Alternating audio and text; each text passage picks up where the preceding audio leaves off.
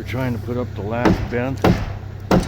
The owner's over there running the mini excavator with the homemade boom attachment on there, which is working pretty good, but these bents are pretty heavy. The top one's got to go up, boys. I can't push it out any farther.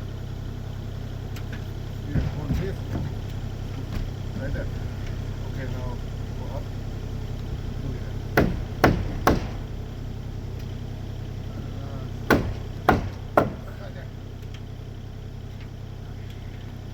Yeah, the top one's still tight.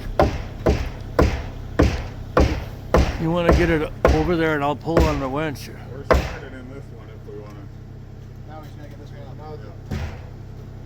Now I can suck it in a little bit. Yeah. It's pinched now, hold on. You gotta bump it now. Fire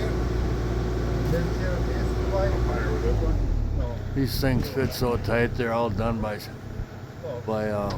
computer controlled CNC machines, and they are right on. I've actually taken the liberty to. Yep, we're in. Good, she's in. We just got to get that bottom one in now. It's just not tight. Yeah.